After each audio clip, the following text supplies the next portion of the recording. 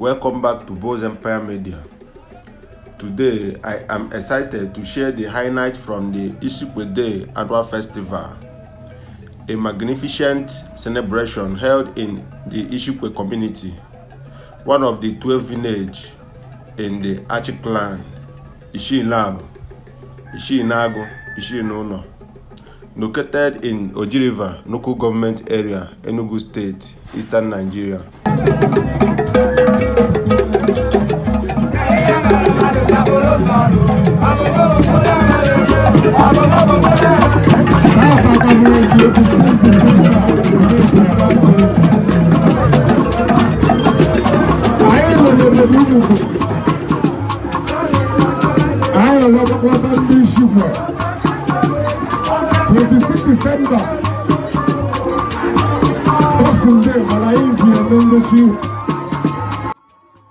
Every year on the 26th of December, the vibrant spirit of the Ishikwe people shines as they come together to celebrate their rich culture.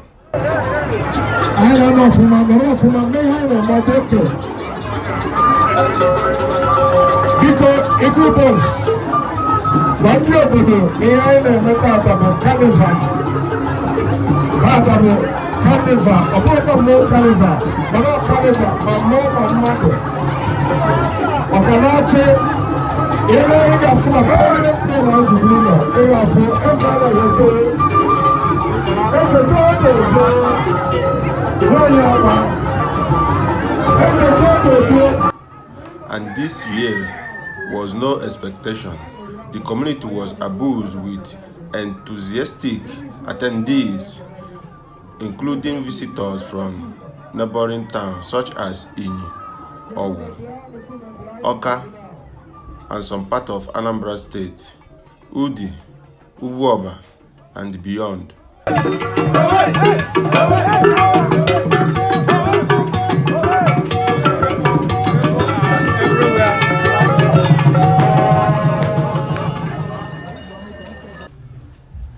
Experience firsthand the excitement as we witness breathtaking cultural displays, from lively traditional dances that fill the air with joy to stunning masquerade performances.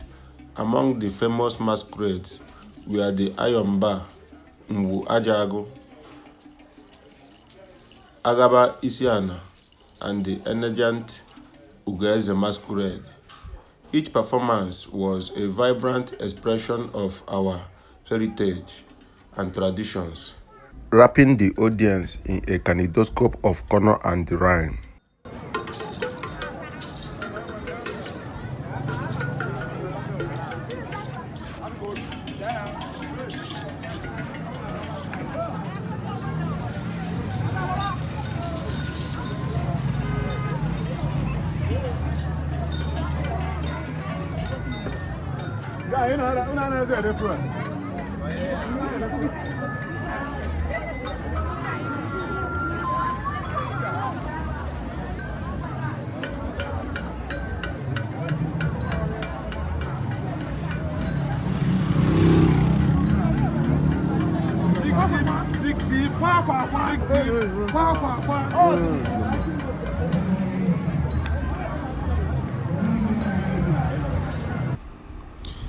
The sense of community was palpable as many come together to celebrate, share laughter, and create cherished memory. It is a reminder of the unremarkable bond that holds us together as a people.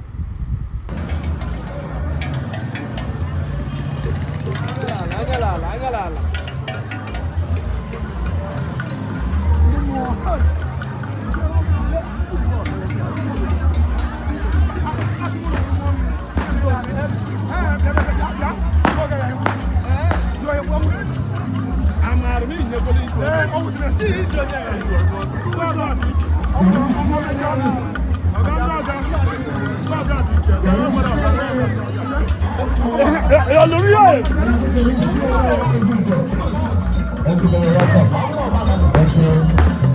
you, my brother. Yeku bakọ line. Yeku abeku ayi ti ẹyẹ ọ̀rẹ́ lẹsẹ obi awẹ. Maka na ọba akọ lọ yẹ n'ebi ayi. Ayi na ekusi adịghị nwoke mma. Eagle Boss is here. Eagle Boss, you're welcome. Thank you. Yeah, was 26 December. I will be going to listen to it. I'm all there, man. I'm going to know the bird. 26 December 2025. That's it. That's it. The Ezeka dynasty. The Bojo, the Bojo. It's enough.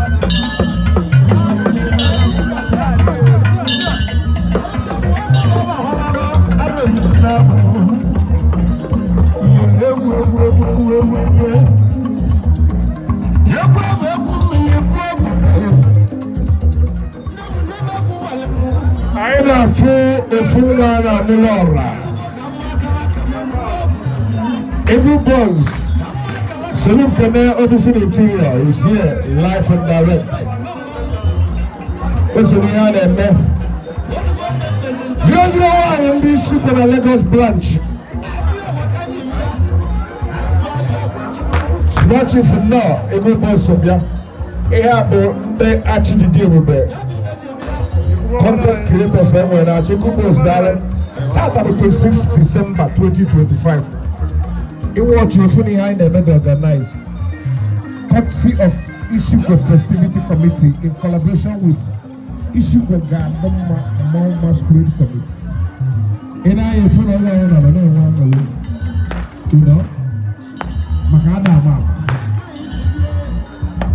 But who was here for not to cry, but not you have a cock when the travel walk next time. Mommy, do you know that I saw that masquerade? I'm like,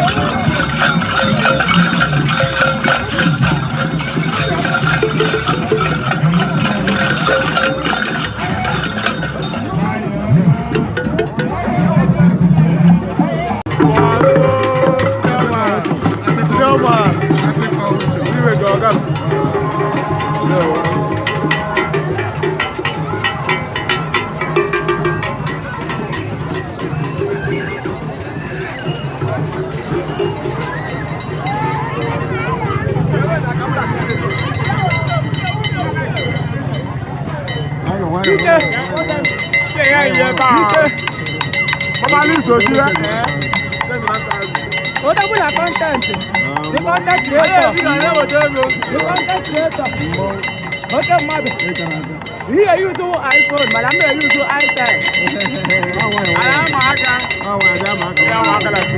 Come on,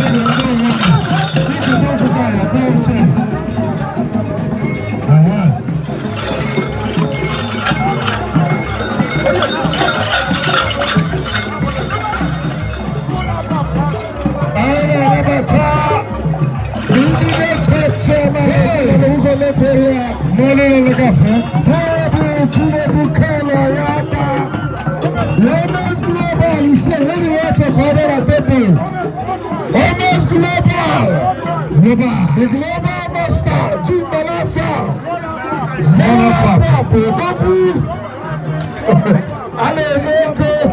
I just support you and marry here and that.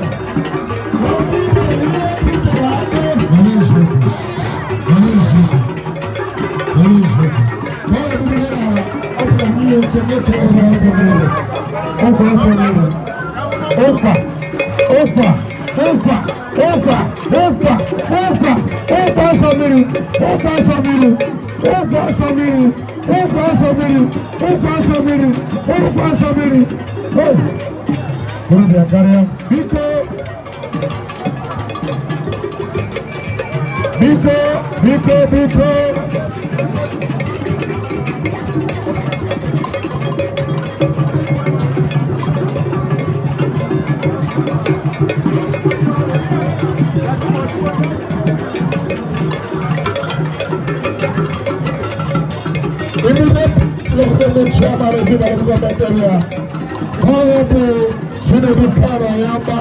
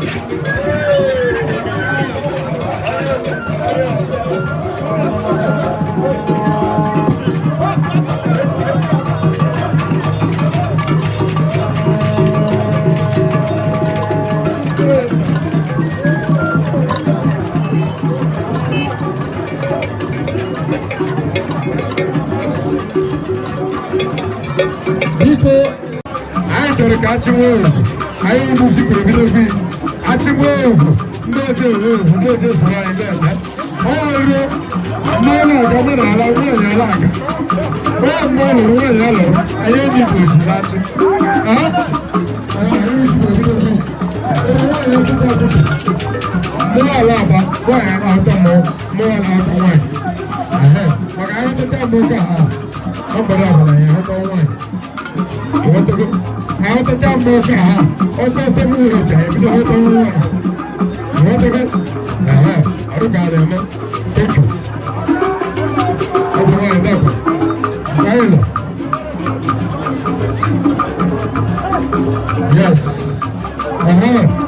lepas berapa ini? Kita jangan berapa itu. Jangan berapa itu. Lepas berapa orang dekat. Lama Grazia, meu ladador, não vou ganhar. Bigara vinha, aí ela sai DJ não deu nada, deve ser. E ela não vai ganhar.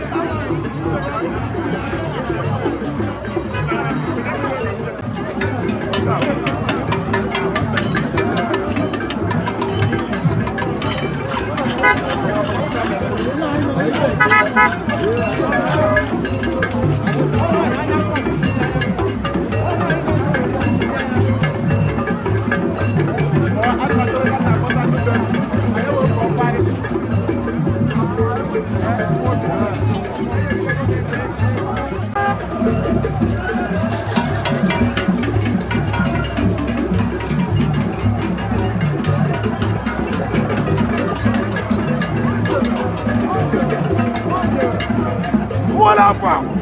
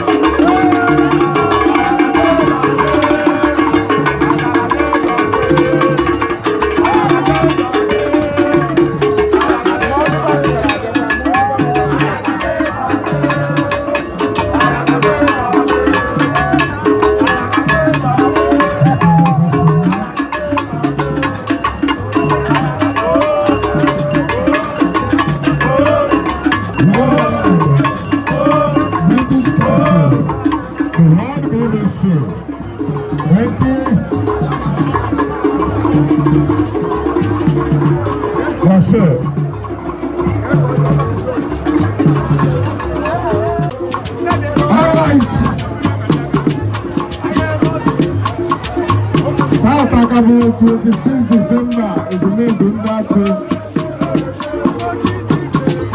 I am a little bit. I am a little bit sugar. 26 December.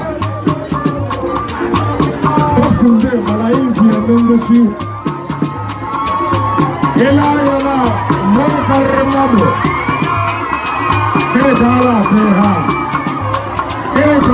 Kehala, okay, no, Papa.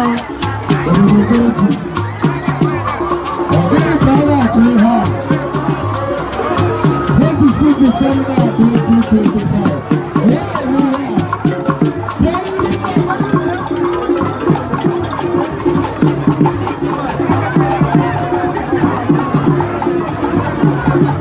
December will not be set aside for us to celebrate our culture and tradition. Even though now, government and I have followed them back, I am one of the exist. Eba kai le check, eba kai na bezu, eba kai na moro fuma. Ai na moro fuma, me hai no modeto. Because equal boss. Bandi obodo, me hai na meta aba carnival. Baba carnival, obodo mo carnival. Moro carnival, mamo. Okanache ere ga fún abẹ́rẹ́ ní ìwọ̀n ìṣòro náà ere fún ẹ̀fọ́ náà yẹ kó ẹ̀fọ́ tó lè gbé lóyè ọba ẹ̀fọ́ tó lè gbé nígbà àti kájú ṣáà àti wọ́pàṣẹ àyẹ̀yàwó ọ̀yà àbẹ̀wò kọ́dà kẹ̀lẹ́gbẹ̀ níbi tí wọ́n mú àyẹ̀yẹ kẹ̀lẹ́gbẹ̀ bíkọ́ ẹ̀fọ́ kú Mekú mẹ́bìrá yìí nìyí náà.